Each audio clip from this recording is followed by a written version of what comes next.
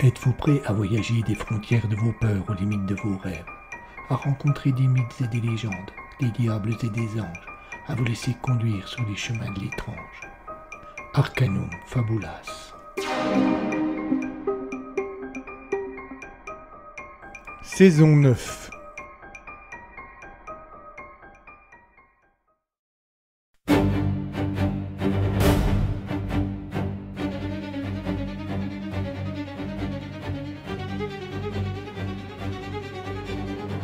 « 1943.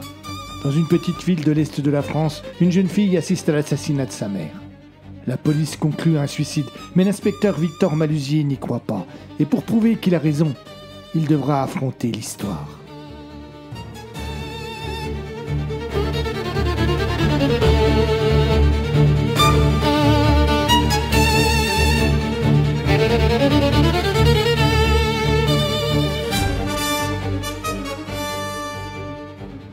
La complainte des Bourbaki. Épisode 7.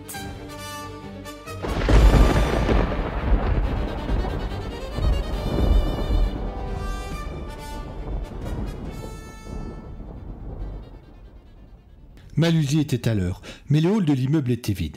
Comme il avait trouvé la porte entr'ouverte, il savait qu'on ne lui avait pas posé un lapin. Sans doute se méfiait-on un peu, il devait attendre. Des bruits de porte et de pas que l'on cherchait à rendre discrets se firent entendre.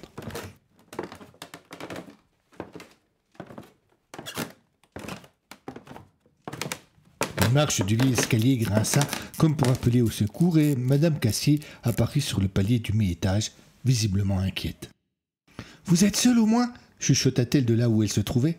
« Naturellement, » répondit Victor sur le même ton. « Bien !» conclut Edith Cassier un peu rassurée. Elle descendit les quelques marches qui la séparaient encore du policier. D'un geste instinctif, elle s'assura que la porte qui donnait sur la rue était bien close. Un second regard tout aussi inquiet plongea dans les étages pour vérifier qu'ils étaient bien vides. « Venez avec moi !» dit-elle alors à Victor. Elle entraîna le policier vers la cour extérieure. Le soleil d'août s'assouplissait lentement derrière les toits de la ville, tandis que la lune prenait possession de ses quartiers nocturnes. Edith Cassier fit signe à Victor de demeurer un peu en retrait. Elle gagna le centre de la cour et scruta les fenêtres de l'immeuble à la traque d'un éventuel curieux.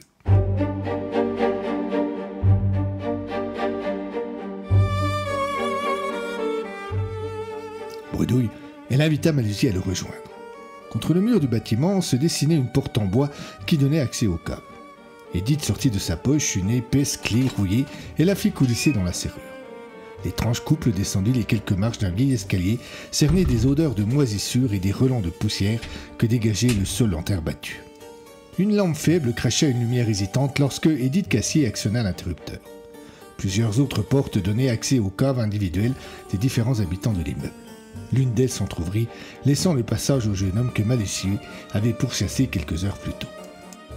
Dans la précipitation, le policier n'avait pas bien distingué le visage du fuyard. Tout juste avait-il reconnu, grâce à ses réflexes de flic, quelques traits marquants.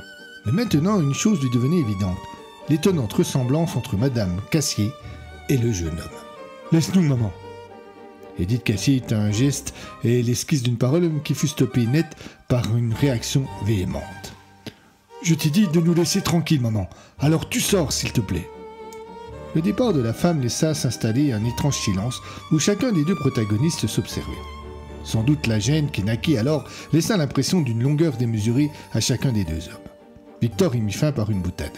« J'espère que je ne vous ai pas fait trop mal tout à l'heure. » Le jeune homme eut un large sourire. « Non, vous m'avez à peine caressé, » répondit-il sur le même ton. « Je suis désolé, mais je n'ai rien à vous offrir. Mes appartements sont... » Il jeta un coup d'œil autour de lui, cherchant le meilleur adjectif pour qualifier la minuscule cave où il se trouvait. « Spartiate. »« Vous êtes un prisonnier en fuite, n'est-ce pas ? » ?»« Vous avez bien choisi votre métier, inspecteur. Vous êtes perspicace. » Le jeune homme se dressa et simula un garde-à-vous grotesque. « Soldat 2e classe, André Cassier, 3e corps d'artillerie de Châlons. Pour vous servir. » lança l'ex-soldat sur un ton imitant celui des artistes burlesques de cabaret. Victor ne cacha pas son amusement, mais André, comme s'il avait soudainement été rattrapé par la réalité de la situation, redevint plus sérieux. « Je me suis échappé d'un stalag près de Munich il y a plus de 6 mois. J'ai mis presque 2 mois pour revenir ici sans me faire prendre et Mais me voilà dans cette cave ridicule, encore plus lugubre que ma cellule à attendre je ne sais pas quoi. Je suis enfermé ici, pourtant, paraît que je suis libre. C'est drôle, non? Vous savez que je suis policier. André fixa Victor, ne voulant pas croire à la réalité de la question. Il se laissa aller à un sincère éclat de rire. Naturellement, ne me dites pas que vous êtes sérieux, Simplement, reprit Victor un peu vexé. je suis étonné que vous me rencontriez ainsi et que vous me racontiez tout cela sans hésiter. Je devrais vous arrêter. Exact. Mais avant d'être un flic, vous êtes un Français, n'est-ce pas? Oui, mais certains de nos compatriotes ne s'ennuient pas de tels détails. Vous m'avez prouvé tout à l'heure que vous étiez à cheval sur ces détails. Dans les situations où j'étais, où nous étions, il était plus facile pour vous de me faire arrêter que de me laisser partir. D'ailleurs, je donnerais cher pour savoir ce que vous avez raconté aux deux boches. Cela n'a pas d'importance. Maintenant, dites-moi pourquoi vous vouliez tant me voir. Eh bien, vous êtes plutôt direct. Soit. J'ai des informations qui peuvent vous aider dans votre enquête sur la mort de Lucie. Trop tard. L'affaire est cassée, nous tenons l'assassin. André ne put cacher son étonnement. Il avait mis toutes les chances de son côté pour assurer son effet de surprise. Mais il fut pris de court. Il ne s'attendait sans aucun doute pas à cela. Qui avez-vous arrêté? Paul Vision. Une sordide affaire de chasse. On n'a pas tous les détails, mais Vision a un mobile et un moyen simple et efficace pour entrer. La clé de l'appartement. Eh bien, il ne l'a pas utilisé, car votre assassin est descendu par le shadow et a manqué de se tuer en glissant sur la gouttière mouillée par l'orage. André reprenait l'avantage. Il suscitait de nouveau la curiosité de Victor. Je vous écoute. Comme s'il devait hésiter une dernière fois, André Cassier prit le temps d'un silence. Il baissa les yeux et soupira. Cette nuit-là, il y a eu un orage violent. Sans doute l'un des plus violents de l'année. Moi, j'adore quand il y a des orages. À force de rester enfermé ici ou dans la cuisine de mes parents, je deviens fou. Alors j'adore les orages, car quand il pleut et qu'il tonne, il n'y a personne dehors. Et moi, je peux aller prendre l'air en ne prenant quasiment aucun risque. Ce soir-là, j'étais donc dans la cour. Il pleuvait terriblement, mais je ne goûtais que le plaisir d'être dehors. Je ne sais pas à quelle heure il était quand j'ai entendu un volet s'ouvrir juste au-dessus de ma tête. Ma première réaction a été de me coller contre le mur et d'arrêter de respirer et de bouger. Un homme s'est glissé par la fenêtre. Il a cherché la bordure des pieds et dans un équilibre précaire, il a repoussé le volet après avoir bricolé un peu. Puis il a longé le mur jusqu'au créneau. À plusieurs reprises, il a failli chuter. Il s'est laissé glisser jusqu'au sol et il a filé par le fond de la cour. Malhusie hésitait entre la joie de voir sa première intuition se vérifier et la déception de se dire que l'assassin de Lucie était toujours en liberté. « Je ne sais pas ce que vous allez pouvoir faire avec ça », avoua André en tirant le jeune inspecteur de sa réflexion. « Surtout qu'il ne faudra pas compter sur moi pour témoigner à la commandanture. » Il eut un large sourire. « Il vous faudra trouver d'autres éléments. » Victor acquiesça. « Vous savez qui c'était » demanda-t-il en se doutant malheureusement de la réponse. « Absolument aucune idée. Je n'ai vu qu'une ombre. » Alors, comment pouvez-vous affirmer qu'il s'agissait d'un homme ? André hésita. La question l'avait surpris. En fait, pour lui, c'était une évidence et jamais il n'avait pu penser qu'il en aurait été autrement. Il fit une moue significative pour exprimer son incapacité à répondre. Malhusie réalisa qu'il n'aurait pas d'autres informations sur le sujet. Pourquoi m'avoir prévenu ? Pourquoi avoir pris ce risque ? J'ai beau être un fugitif, je sais où est mon devoir. Oh, je dois bien reconnaître, au début j'ai hésité, et quand m'avait surpris chez ma mère dans la cuisine, elle avait fini par me convaincre de ne rien dire. Mais ensuite, vous m'avez laissé fuir. Et puis, ce n'est pas parce que je n'aime pas Vision que je dois le laisser condamner injustement. Je vois. Aussi, André hésita, il parut soudainement embêté. Je sais que vous étiez ami avec Lucie.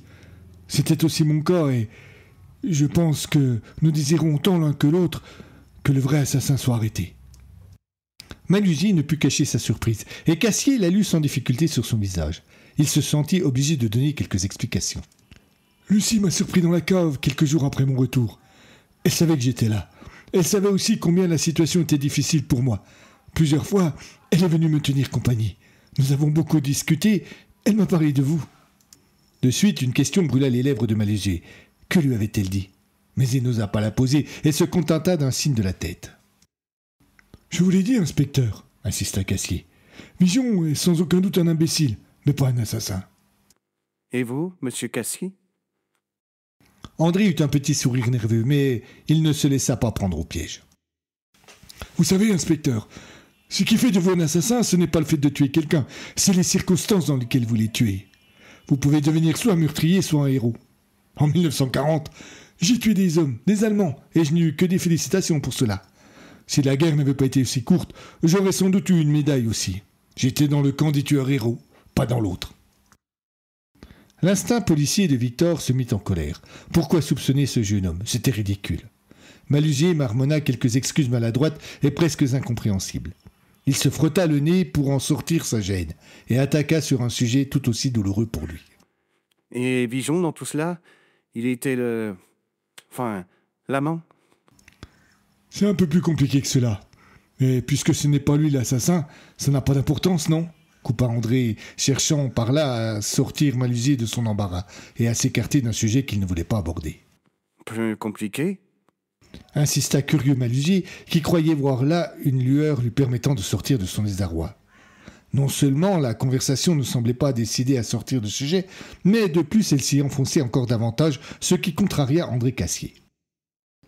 Il marqua sa tension en se levant, en s'éloignant et en tournant le dos au policier. « Je pense vous avoir dit tout ce que j'avais à vous dire, inspecteur. » Cette étrange réaction n'eut pour seul effet que d'attiser encore davantage la curiosité de Malusier, qui se fit plus insistant. Cassier tenta une ultime diversion. « Je suis certain que jamais Lucie n'aurait voulu que je vous parle de cela. Si vous y teniez autant que vous le dites, vous n'insisteriez pas. » Il ne s'agit pas de moi ici. C'est une enquête policière. Tout ce qui peut me permettre de savoir qui a tué Lucie, je dois savoir. Parfois, des détails qui peuvent paraître insignifiants nous mettent sur des pistes. C'est parce que je tenais beaucoup à Lucie, parce que vous y teniez autant que moi, que vous allez m'expliquer. Cassier soupira. Il fit de nouveau face au policier, mais ne fixa que ses chaussures. Il savait que l'inspecteur avait raison. Cependant, il n'avait pas le courage de lui révéler exactement en face le triste secret qu'il partageait avec la défunte. Lucie était seule avec sa fille. Ce n'était pas facile pour elle. Son mari est quelque part en Allemagne, il est toujours vivant et l'on ne sait pas du tout quand il sera de retour. En attendant, il fallait bien qu'elle vive. Je ne suis pas certain de vous suivre. Coupa Malusier qui, d'un seul coup, s'attendit au pire. D'accord, trancha André qui comprenait bien que ces contorsions ne le menaient nulle part. Vijon n'était pas l'amant de Lucie, c'était l'un de ses clients.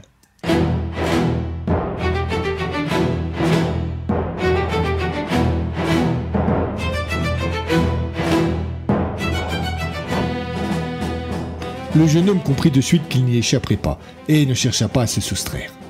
Malusier avait changé de couleur, ses yeux s'étaient emplis de colère en quelques secondes et son poing avait traversé l'espace qui le séparait du visage de Cassier encore en moins de temps. Il y eut un claque retentissant et le militaire perdit l'équilibre. Allongé sur le sol, il se redressa avec difficulté et frotta sa mâchoire endolorie. « Vous vous sentez mieux » demanda-t-il sans aucun ressentiment. Pour toute réponse, Malusier l'attrapa par le col, le décolla du sol et le plaqua contre le mur. Cassier aurait pu se défendre assez facilement. Ses muscles, malgré son manque d'entraînement, n'avaient pas grand-chose à envier à ceux de Victor. Mais il n'en fit rien. Il comprenait cette colère. Peut-être la partageait-il un peu aussi. « Pourquoi racontez-vous cela » cracha le policier toujours énervé. « Parce que c'est la vérité. Il faut l'accepter. Pour survivre, pour nourrir sa fille, Lucie s'est prostituée. Et ses clients n'étaient pas n'importe qui. » La haine soudaine qui s'était déchaînée chez Malusier, comme cultivée par les mots d'André, se commua en amertume. Le policier lâcha prise et se laissa choir sur une chaise. Il prit son visage dans ses mains et le frotta fort, comme s'il voulait effacer de sa mémoire les derniers instants qu'il venait de vivre. Mais on ne fuit pas la réalité aussi facilement. « Cette fois, vous vous sentez mieux, inspecteur » insista André qui avait conservé tout son calme. Malusier ne répondit que d'un signe de la tête. Il ne put en concéder davantage. Il lui fallait un peu de temps et toute l'énergie de sa conscience professionnelle pour demander à Cassier plus de détails. Elle avait de grandes difficultés pour s'occuper de sa fille. Elle manquait de tout et je sais que c'est cela qui l'a décidé. Vision était son premier client. Il la courtisait sans discrétion depuis des mois. Elle le repoussait mais le bougre ne se décorrigeait pas. Un soir, Il a essayé de la coincer dans le couloir et de lui voler un baiser. Plus s'il en avait eu l'occasion. Elle ne s'est pas laissée faire et lui a broyé les testicules d'une main de fer. Mais en rentrant chez elle, en voyant sa fille quémander un peu plus de ration dont elle disposait, elle s'est ravisée. Elle est retournée chez Vigeon. André se tut. La suite n'avait pas besoin d'être contée. Il soupira un grand coup. Elle a demandé à Vigeon de lui trouver d'autres hommes, si possible fortunés et surtout discrets. Elle a très vite eu une petite dizaine de clients. Qui? Des notables mariés mais frustrés. Des boches peut-être. Au plus régulier et au plus discret, elle a laissé une clé de son appartement pour qu'il puisse venir sans réveiller sa fille. Et cela a duré depuis combien de temps? Pas tout à fait un an. Comment l'avez-vous su? Elle me l'a raconté. Personne d'autre n'est au courant. Elle se portait si mal cela que, chaque fois après, elle venait ici pleurer dans mes bras. Je la connaissais si mal. Non, vous connaissiez la vraie Lucie, pas celle qui a été obligée d'en venir là. Elle ne vous en a jamais parlé parce qu'elle avait pour vous une tendresse infinie, j'en suis persuadé. Vous étiez plus près de ses secrets que n'importe qui. Elle m'a toujours parlé de vous avec une quasi-admiration. Malusier reçut ces mots comme la plus belle des récompenses, mais aussi comme le pire des châtiments. Consolé et rassuré des sentiments qu'il soufflait à cette femme qu'il avait tant aimée, détruit à l'idée qu'il était trop tard maintenant pour savourer cela. « Je pense à une chose, » intervint Cassier. « Lucie m'a dit un jour qu'elle tenait une liste de ses clients réguliers au cas où. » Un éclair traversa l'esprit de Malusier.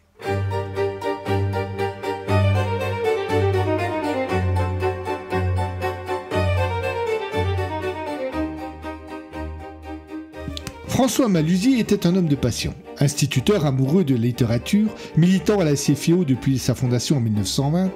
Il avait, jusqu'à sa mort au cours de l'hiver 1938, eu deux priorités absolues, la politique et la poésie. Victor gardait de son père quelques souvenirs imprécis. C'était surtout sa mère qui s'était occupée de lui. Mais deux choses l'avaient marqué particulièrement chez cet homme secret et cultivé. Tout d'abord, l'anecdote qu'il racontait tout le temps au sujet de la naissance de son fils, le 11 novembre 1918. Victor avait été déclaré à la mairie sous le nom d'Antoine, mais dans la journée, François Malusier avait appris que la guerre était finie officiellement. Il était retourné voir le pauvre officier d'état civil et l'avait terrorisé jusqu'à ce qu'il accepte de changer le nom de son fils en Victor, car Victor était trop féminin. Et d'autre part, les poèmes de Charles Baudelaire qui lui faisaient apprendre par cœur. À cet instant, un bien précis lui revenait sans cesse en tête. Si vous la rencontrez bizarrement parée, traînant dans le ruisseau un talon déchaussé, et la tête et l'œil bas comme un pigeon blessé, messieurs, ne crachez pas de jurons ni d'ordures au visage fardé de cette pauvre impure que, déesse famine a par un soir d'hiver, contrainte à relever ses jupons en plein air. Cette bohème-là, c'est mon bien, ma richesse, ma perle, mon bijou, ma reine, ma duchesse.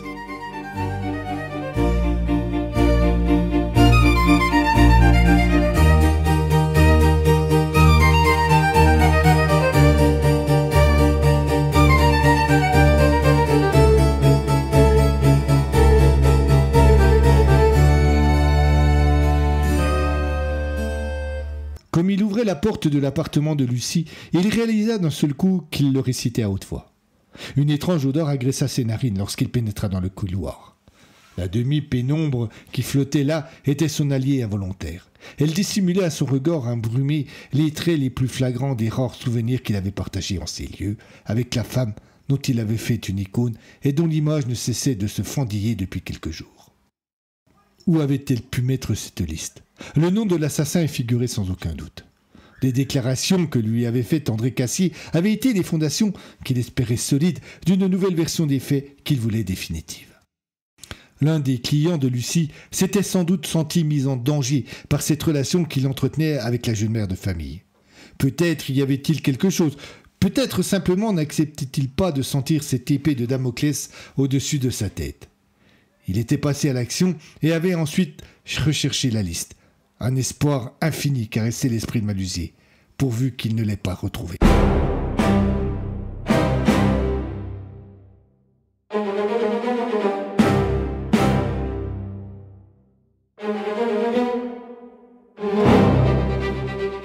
La nuit était noire lorsque, bredouille, Victor Malusier regagna son domicile.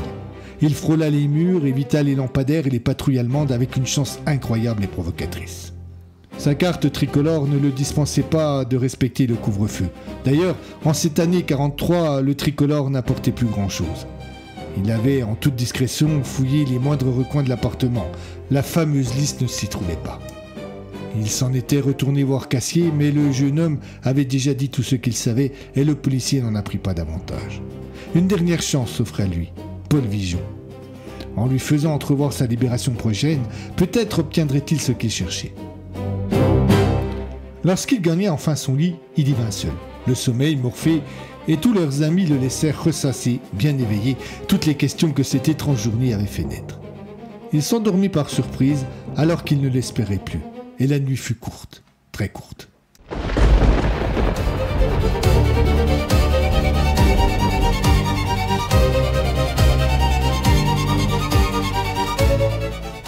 À suivre.